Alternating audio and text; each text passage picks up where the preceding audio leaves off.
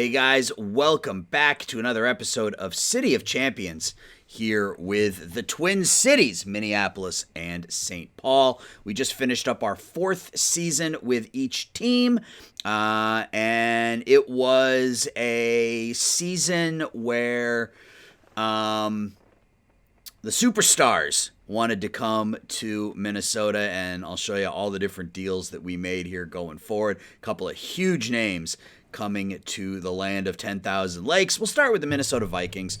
We took a bit of a step back this season.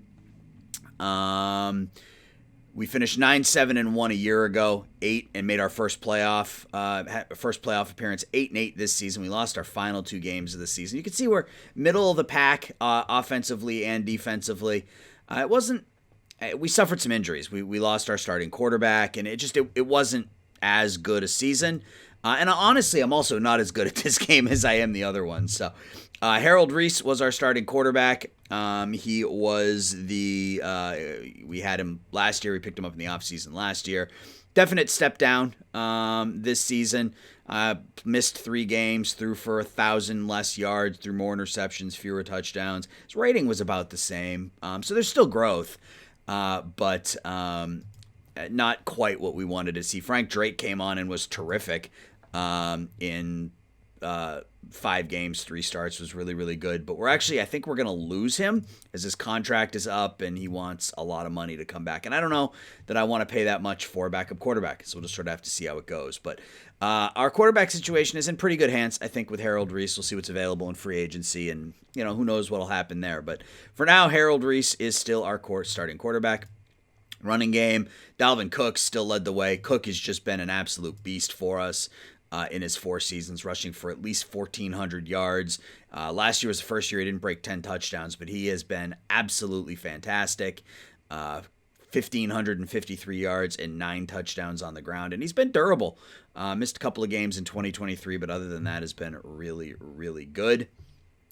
Frank Dew was one of our draft picks. Where did we draft him? We drafted him we traded for him. I take that back. We traded for Frank Dew. We got him from, we traded, right. You gotta forgive me. It's been a week and I've played a lot of games here over the last week. So we traded Kenyon Drake to the Chiefs for Frank Dew. So Dew, a bit of a step back, but making the league minimum, whereas Kenyon Drake was making, I think, like $10 million. And he was fine as the backup. 296 yards, 3 touchdowns. So a running game, not a problem. Passing game, not a problem. Justin Jefferson with another huge season. 104 catches, 1,237 yards, 9 touchdowns. Still hasn't replicated that 2022 season, the last year with Kirk Cousins, where he caught 17 touchdowns. But he's been a legit number 1 for us. 100 catches, 3 straight seasons. He's been terrific. Hugh Lewis was one of our first draft picks. He was a second-round pick in 2022. Continues to get better. 77 for 973 and 8 touchdowns. So almost 2 1,000-yard receivers. Dalton Keene and Irv Smith, a couple of really good tight ends. I think we're going to let Irv Smith walk. He wants $5 million. And while he hasn't been bad, I think these numbers are replaceable. 48 for 373, 7.8 average. Dalton Keene has been really, really good. I think his contract, I don't know if we'll have to look at I can't remember if his contract, we have a lot of contracts that are due, but 54 catches for Keene to go along with 5 touchdowns. Dalvin Cook caught 24 balls. Our fullback, Gerald Still, with 23. Hugo Adams was he a draft pick too, or did we trade for him? We drafted him in the 2nd round last season. So his rookie campaign, 15 catches, 159 yards, and a touchdown. Defensively, Bobby Wagner, who we signed for the league minimum at the beginning of the season. And again, I think I'm going to have to go in and reduce the as soon as it gets there, reduce the financials a little bit. You can see I reduced all the numbers here so that teams have more money, so that we don't have as many free agents. But I signed Bobby Wagner because he was there. So why not? And he led the team in tackles. Let's get back to defense. Led the team in tackles with 108, 1 pick. Anthony Barr. So our linebacking core with Wagner and Barr was really good. Interceptions, we were led by Jaycee Horn, who was our big free agent acquisition. We signed Jaycee Horn to a 3-year, $13 million contract away from the Saints, and he was quite good. 4 picks and a sack for Jaycee Horn. Joseph Cochran was. Does it show our? We'll look at. You know what? Let's finish the stats and we'll look at our draft. Joseph Cochran was a draft pick for us this season. He was our first pick, 21 overall, because Harrison Smith retired. 70 tackles, 4 sacks, and a pick for our number 1 pick this year. Omar Sumner had a bit of a step back this season after a fantastic rookie season. He's up to an 85 overall. You can see last year he had 12 sacks. Well, I guess not really a step back. Almost the same number of tackles, few less tackles for losses, more hurries, more knockdowns, more forced fumbles, just a couple less sacks. But Sumner and Hunter on our ends are a force. 13 sacks for Hunter this season, and he's got a ridiculous contract. But it's going to be, I think he's $20 million this year and next. So we have some contracts that we can get rid of. So if we take a look here really quickly, let's go to experience. So Joseph Cochran was our number 1 pick.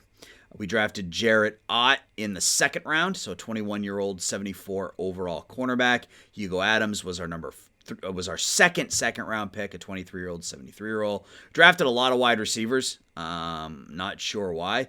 The draft, that's the way it kind of lent itself. Justin Charles, a 7th round pick. He's not really any good. Robert Chesser, 24-year-old, 72 overall, had 172 yards and 3 touchdowns. Brandon Clements, a backup guard. James Higgins, another wide receiver, is not any good. Christopher McClain, I drafted him because it showed he was a good blocker, but he actually isn't. And Matthew Ramirez, we needed a center, so we drafted Ramirez in the 5th round. He's a 76 overall. So if you look at, we have a lot of upcoming free agents, a lot. And we have some of them, most of them aren't, I'm not super jazzed. I don't care if we bring them back. I mean, you look at some of these ratings, and that's fine. Drake is one I would like to bring back, so I might have to try to sort through that. But Williams, I don't care about. Mond is our 3rd string, so we will need another quarterback. Gladney only had 23 tackles, didn't play a whole lot. Ezra Cleveland is somebody I'd like to bring back at age 26, but again, he's an 87 overall, so we don't have the money now, so it's going to have to be a free agent thing. And then the rest of these guys are just sort of meh, right? Irv Smith, we talked about, probably let him walk. A couple good players down here, though. Bobby Wagner, Mackenzie Alexander, Xavier Woods. But again, I think with Alexander being 30, Woods I would like to bring back. Alexander at 30, we may let walk. And then Bobby Wagner, we can't afford him. It was a 1-year thing. You see some of our big contracts here. Davlin Tomlinson's making $23 million a year. Danielle Hunter's making $23. So this is we may have to cut some money from here, and I'm not really keen on that, but it might be in our best interest to cut Hunter and Tomlinson, and especially Michael Pierce. Oh, no, not especially, but these 3 players here, Hunter, Tomlinson, and Pierce, they're 46 and 18. That's $62 million tied up between 3 players. So it might be in our best interest to cut them and see if we can sign younger players who maybe aren't quite as good but still have some room to develop, but might not cost nearly as much. Let's quickly take a look at, and I don't want to get too deep into this because again, that's not what this is about, but I want to take a look at the free agency guide and see what we see. So that's just the list of the top ones. It doesn't list all the positions. So, all right, so we don't know what's available yet. We'll have to wait and see. Go back to stats.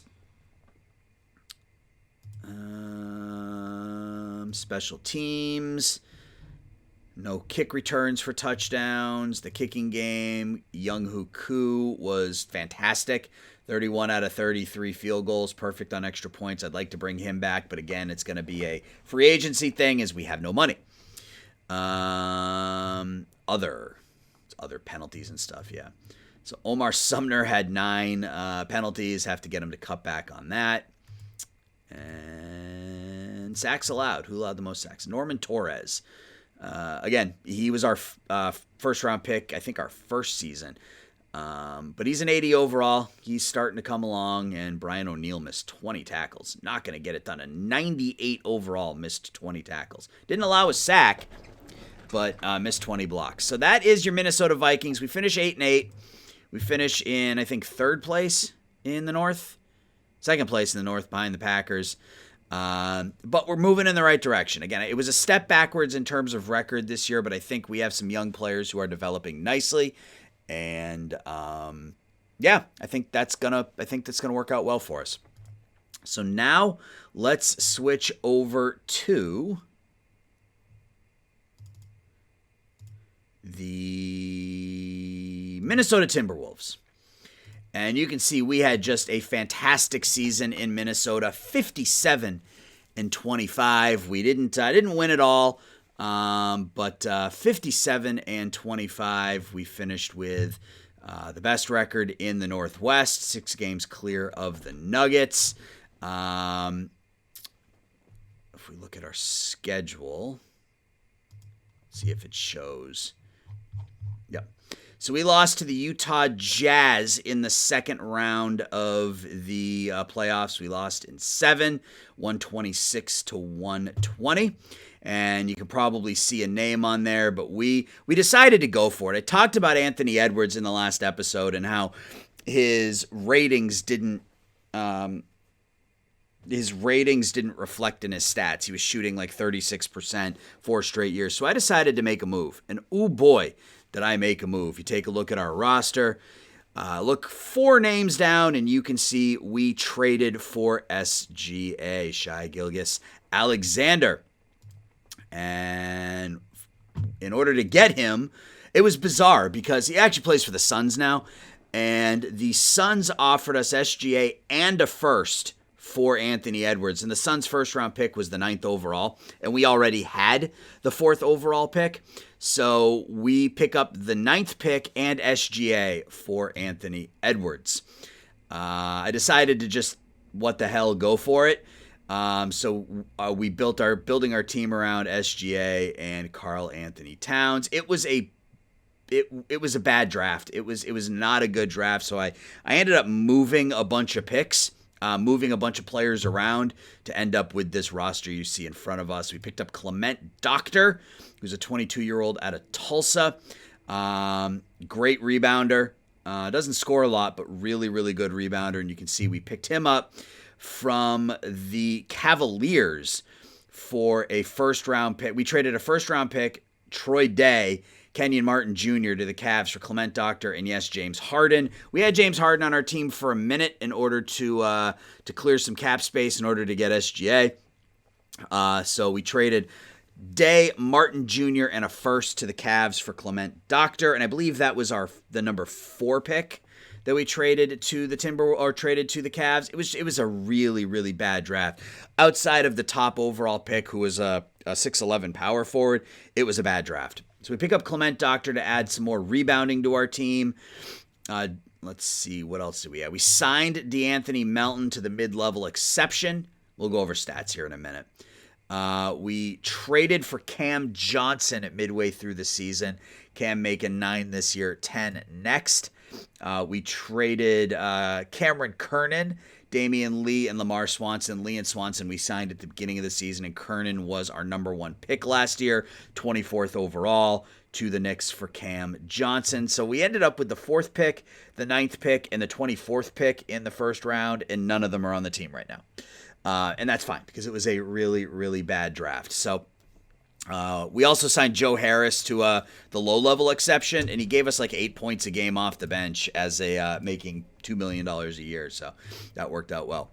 So we finished 57-25. It was a really, really good season for the T-Wolves. If we take a look at the stats, things are spread out a little bit more than they had been. We talked about SGA, 19.5 points, 6 rebounds, 7 assists, a steal and a half, and a block a game. Karl Anthony Towns, his numbers were down, but that's because they could be. We had some other players step up and play better, including Alperen Sengun, who played 73 games, only started 14, only averaged 28 minutes a game, averaged 18 points and 8 rebounds in 28 minutes a game. He was fantastic. Craig Norwood kind of bounced back after last season, settled in, averaging almost 15 a game, 45% or 45% from behind the three-point line, 4 rebounds there. Doylan Bike, we sort of gave him the reins to the point guard position, and he was okay. Shooting was a little light, 33% from behind the arc, 40% overall, 5.5 assists, 3 rebounds a game, but the ratings for Bike suggest that he'll be fine. He's only 21 years old. He's going to be fine. I'm not worried about him in the slightest. Cam Johnson, again, we have him next year locked up as our number 6 man, provide some offense off the bench. Melton was a really good mid-level exception pickup for us, 8 points, 3 assists a game. Hopefully we can find somebody like him next year. Clement Doctor averaged 7 points and almost 10 rebounds a game, so a nice big man to go. Norwood is more of a stretch for. You can see he only averaged 4.5 rebounds a game, so getting a true banger like Doctor in there is going to be a big help for us. Joe Harris, 7 points a game, 52% from behind the three-point line. He was terrific. Devin Weber is, he was our number 15 pick a couple years ago, and he hasn't really developed, so he might be on the move this season. And then everybody else we just signed throughout the course of the season: Reggie Jackson, Cork Maz, and Kai Jones. So not a whole lot to change here. We don't have a lot of money, honestly. Our salary number actually goes up next year. SGA's contract is up at the end of this season, so that's something we'll have to address. Same thing with Bike, same thing with Johnson, same thing with Norwood, same thing with Doctor. So next year is going to be a big season for us with regards to money. You know, if we don't take a big step forward next season, some of these contracts may get moved, because we only have Sengun and Towns on the books beyond this season. So a lot of decisions coming up for the 2025-2026 Timberwolves. We finished 57-25 and get knocked out in the second round of the postseason. Let's go over to the Minnesota Wild now. Minnesota Wild. And when I talk about superstars ending up in Minnesota, none bigger than the superstar we picked up with the Wild here in the offseason. And you can see it was a terrific season for us. Based on where we were the previous year. I want to look at the team. Yeah, so 34, 40, and 8 a year ago. This past season, we jumped up to 50, 27, and 5, and we made the Stanley Cup Finals. We lost in 7 games in the Stanley Cup Finals to the New Jersey Devils. We lost 5-1 in Game 7. So the Cinderella Minnesota Wild make it to the Stanley Cup Finals and get knocked out. The big news, though, coming out of Minnesota, last offseason, there was a certain defenseman from the Western Conference who was on the trade block, and the Wild and this team went back and forth for about 3 weeks trying to figure out a package that would work for both teams before we were finally able to lock it down. And that defenseman, folks, Cale Makar. We pick up Cale Makar from the Colorado Avalanche, and we have him signed for the next few seasons. Makar was traded to Minnesota in exchange for 2 first-round picks, a third-round pick, and Carson Lambos. And Lambos, he developed really nicely for Colorado. His offensive ratings were kind of in the 14 range when we traded him. So he developed nicely this year for Colorado, 22 years old. 6'1", 216 pounds, 3-star current, 4.5-star potential, had 60 points in 81 games for them. We give up 2 firsts and a third, but we bring back the now 26-year-old Cale Makar, and you can see all he did was put up 80 points in 82 games for the Minnesota Wild. He was a stud. He signed for 2 more years after this one at reducing numbers, 8.7 next year, and then only $6.7 million in 26-27. So we pick up Cale Makar, and that really spearheaded our offense. I mean, you look at our ratings. I mean, our team is stacked. We also picked up, I think it was Isaac Beliveau? Yeah, we picked up Beliveau as a free agent, 22-year-old. Are we going to be able to, let's do it this way, transaction log.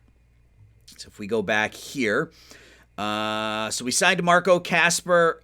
He was one of our draftees. We signed Mazden Leslie. He was one of our draftees. Urasek and Jugan were all draftees for us. Isaac Bellevue, we signed as a free agent. We signed Lucas Perrick, who was a free agent. He became our backup goalie, and then we sent him down to Iowa. So we have three really, really good goalies. We picked up Alexander Campbell, who was out of, what is CLA? Clarkson. He was a college undrafted free agent out of Clarkson, and he was terrific. We'll show you the stats in a minute, but 53 points in 82 games as a 24-year-old. And I think that was it in the off season. Yeah, that was it in the off season. Did we make any deals during the year? I don't believe we did. I think we were pretty much set. A lot of injuries, as per the course with Franchise Hockey Manager, but yeah. So we pick up Beliveau, we pick up Campbell. And then some of our younger players are starting to develop. Cole Caulfield had a great season. We'll show you those numbers here right now. Kirill Kaprizov, 94 points in 73 games, 46 goals, 48 assists. He was fantastic again. Just another great season. Three of the last 4 years, over 40 goals for Kaprizov. Makar, 80 points in 82 games. Beckman in the center slot, basically replicated what he did last year. 77 points in 82 games was terrific. Cole Caulfield, 68 points in 70 games, 30 goals for the now 24-year-old. Kevin Fiala had a bit of a step back, 55 points in 72 games. His contract is up at the end of this season, and he wants almost $6 million, so we may let him go to free agency. Samuel Fagimo, out of nowhere, 25-year-old. We picked him up on waivers in 2023, and he scored 28 goals for us in 79 games. It was only a +2, only had a game rating of 66. His contract is up, and he wants $4 million, so he may go to free agency. Jordan Greenway, his contract is up at the end of this season. He was fine. I mean, 72 game rating. He was really good for us. But he's making $7 million, and we have a lot of young talent. So these three players, Fiala, Fagemo, I don't know if it's Fagemo or what, and Greenway, they're all probably going to walk, see if we can bring them back cheaper. I don't know. They may just go. Campbell, we talked about. Cale Addison, good year for him. 48 points in 82 games, his best season so far. Marco Rossi, 46 points. Dawson Mercer, I believe we picked him up on waivers as well. Yep, back in November. 23-year-old, 3.5-star potential at 44 points in 73 games. Raphael Lavoie, 44 points. Brendan Brisson was another waiver wire claim, potential 4-star at 42 points. Matt Boldy, 41 points. So just a ton of offense up and down the lineup. Last year we were a 1-line team. This year we were a 4-line team.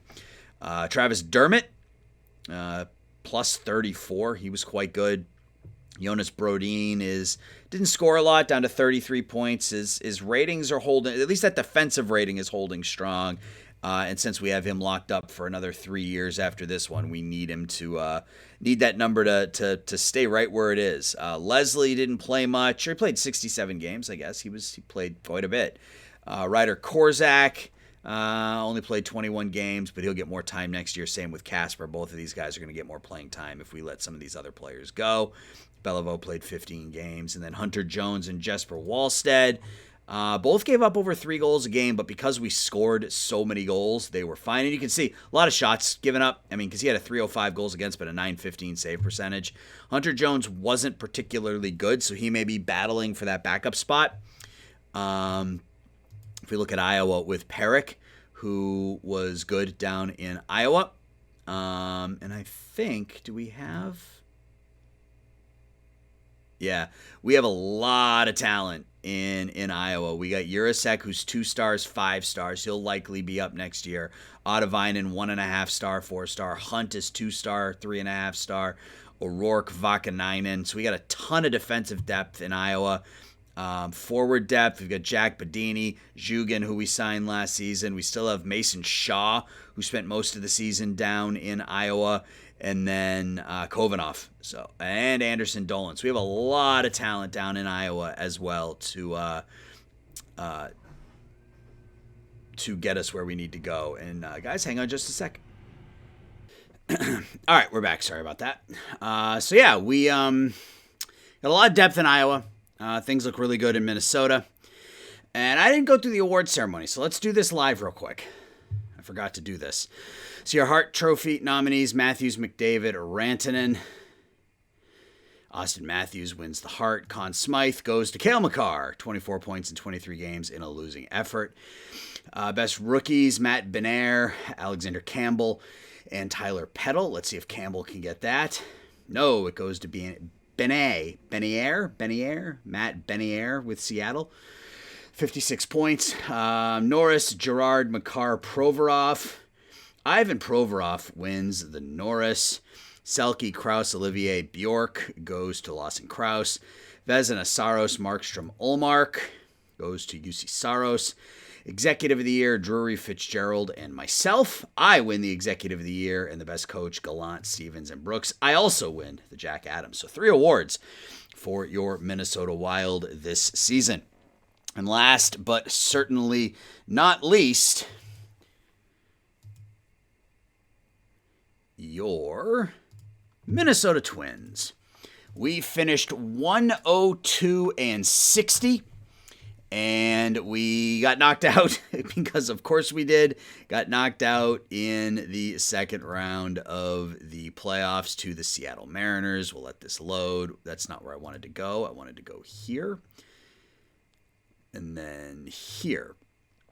So if we look at the playoff tree, we lost to the Mariners in 6. We won 102 games, though, so it was our best regular season.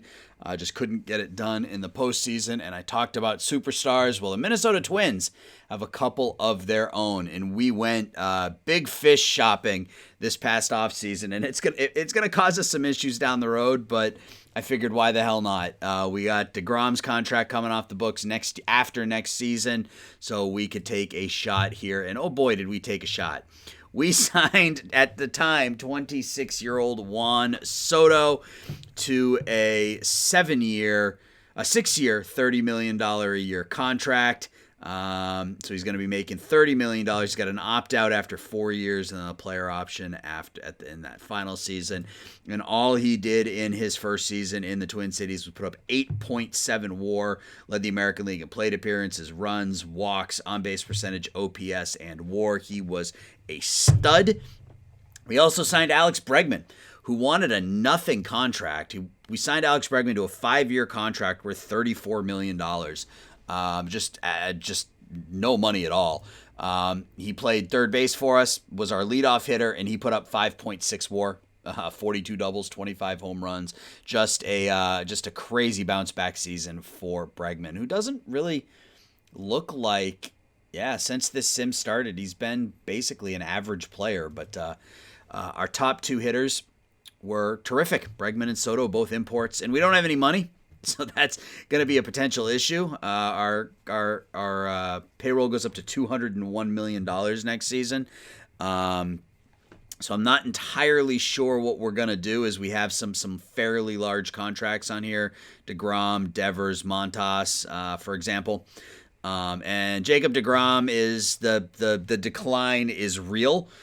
You can see he only made 20 starts this season before rupturing a finger tendon. Went 10-6 with a 4.45, had 2.2 WAR. But he is about toast, so that's going to be a sunk cost this year. But I knew I said that when I signed him, that I knew that the last year was probably going to be pretty bad, and it's going to be pretty bad. But if we start with our pitching stats, Kumar Rocker, 17-3 for the now 25-year-old Rocker, 163 Ks and 178 innings, 2.83 ERA, 171 ERA plus. He and Tyler Mahle were just unbelievable, 35-10 between the two of them. Molly bounced back, had a terrific second season for us. ERA 4.01, but 3.6 WAR. Struck out 197 and 184 innings. He was everything we could have asked for. So these two were studs at the top of our lineup. Angel Salgado, his second season with the Twins was just as good as his first. Put up 2.5 WAR, and he's only getting paid, $6 million or something? Yep, so he's been terrific. Simeon Woods Richardson had a pretty good second full season as a starter. 4.33 ERA to almost 2.5 WAR. Settled nicely into that five spot. Cantorino was pretty good as a bullpen arm. Nelson, Adams, Sands, and Hayden Summers. We called him up via necessity due to the number of injuries, and he pitched okay. Got off to a hot start and then really tailed off. But Frankie Montas is a concern. Back-to-back bad seasons for him, and his contract is pretty substantial. So we may see if we can move that this season. The problem is if we move Frankie Montas, we don't really have anybody to put in, because right now we don't really have a fifth starter. I guess it could be Cantorino. Yeah, we'll just sort of have to see what happens. I'm hoping Montas can bounce back, because those ratings suggest he should be able to. His first season with us was phenomenal. The last two have been pretty crappy. So lineups, our offense was just amazing. I mean, you look at some of these WAR numbers. Soto, again, 8.7 WAR. Bregman, 5.6. Oh, we picked up Nico Horner. Forgot about that. We picked up Nico Horner in the offseason in a trade with the Mariners. We sent them Christian Arroyo, Billy Garrity, Peyton Powell, and Carlos Gutierrez. Garrity is a two-star, 25-year-old. Powell, retired apparently, and Gutierrez is a 25-year-old in Double-A ball. Actually, no, he's in Korea now. So really, the only player they picked up was Arroyo, and he was pretty good for them. Arroyo hit 22 home runs, put up an 850 OPS. Horner, though, much better defensively. He's a stud defensively, and he was really good for us. 9 home runs, 74 knocked in, 773 OPS. And played really good defense at second base. So we picked up Nico Horner to solidify the infield defense. You know what you're getting out of Devers. He had a bounce-back season, 41 home runs, 130 knocked in. Buxton got hurt, but still put up 4 WAR. A lot of that due to his defense. Royce Lewis was able to play a full season and played well. 767 OPS, 101 OPS plus, almost 4 WAR. Stole some bases, played good defense. Kirilloff continues to mash through 4 straight seasons of at least 20 home runs and 90 RBIs. I mean, she's just been great. Ryan Jeffers put up 3 WAR. Average just climbed a little bit, but up to almost an 800 OPS. Nathan Lukes was a trade deadline acquisition because of his defense. Jose Miranda bounced back after a bad season last year. We actually had to send him to St. Paul this year. And we called him up, and he bounced back, and he did pretty well. 1.2 WAR in 101 games. Blake Hunt, our backup catcher, 11 home runs. Austin Martin we called up, and he's fine. I mean, he's not going to be a stud, but he'll be a decent backup, I think. Celestino continues to be there as a backup outfielder. Gordon as a backup infielder, and then Spencer Steer we called up when we sent Miranda down. So that is where we stand with the Twins from a draft perspective. Our first pick this year was Anthony Silvas, a 23-year-old who's almost ready. He'll probably start this upcoming season in Double-A. He could be up next season, which is going to be huge given where we stand with Montas.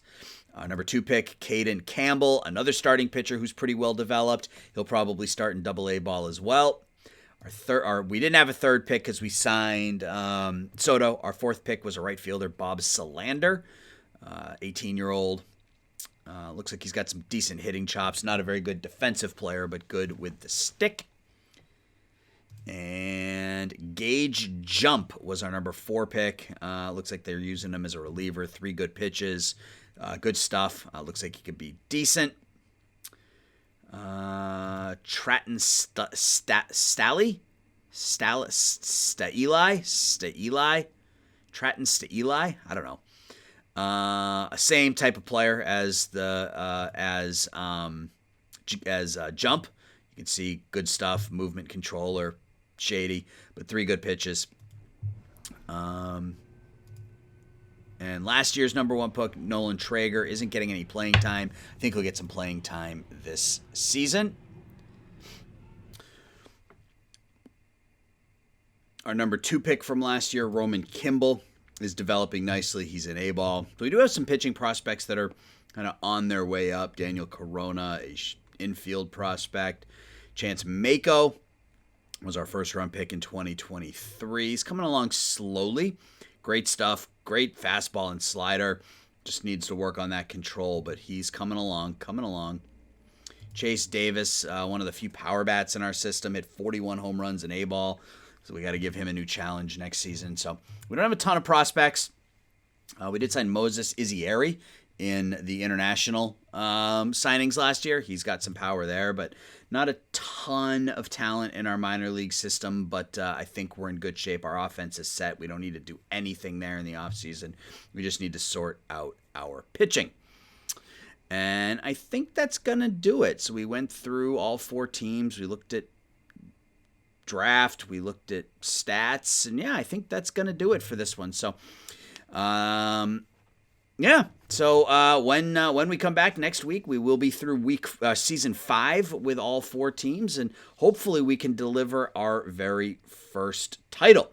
Guys, I appreciate you watching. And again, if there's anything you want to see with these videos, let me know. I'm more than happy to look at anything you want to look at. But for now, these are just going to sort of be statistical and season overviews for the team. So I appreciate everybody watching. I truly appreciate your support, and I'll talk to everybody soon. Bye-bye.